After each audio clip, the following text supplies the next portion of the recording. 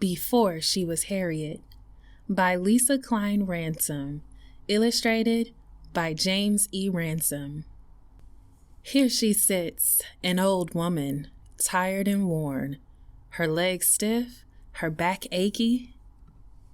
But before wrinkles formed and her eyes were failed, before she reached her twilight years, she could walk for miles and see clearly under a sky lit only with stars.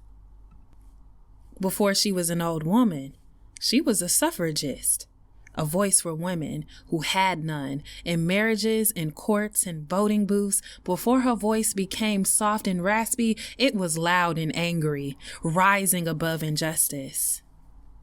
Before she was a suffragist, she was General Tubman, rising out of the fog, armed with courage, strong in the face of rebels and planters and overseers as they watched fields burn and bridges fall and 700 slaves stop chopping and start running to a woman who ferried them to freedom on the Combahee River, turned River Jordan. Before she was General Tubman, she was a Union spy carrying secrets across battlefields to soldiers fighting in the Civil War for President Lincoln to end slavery. Before she was a Union spy, she was a nurse, caring for those hit with bullets and hatred and fear, tending to them with bandages and words in the bloody dirt of Southern soil. Before she was a nurse, she was Aunt Harriet, daughter of Ben and Rit, who helped her parents flee their master and find their way through woods and streams to the safety of Canada and a new home in the North.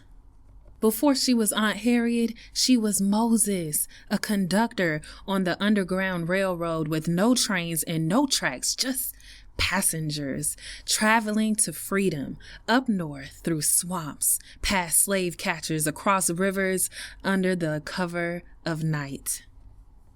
Seeking the promised land for her people, led by dreams and God and faith, a wisp of a woman with the courage of a lion.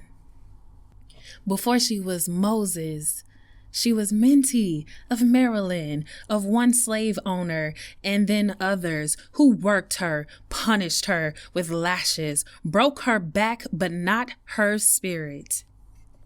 Before she was Minty, she was Araminta, a young girl taught by her father to read the woods and the stars at night, readying for the day. She'd leave behind slavery along with her name and pick up a new one, Harriet. And remember her days as a suffragist, as a general, as a spy, as a nurse, as Aunt Harriet, as Moses, as a conductor, as Minty, as Araminta, who dreamed of living long enough to one day be old, stiff and achy, tired and worn and wrinkled and free.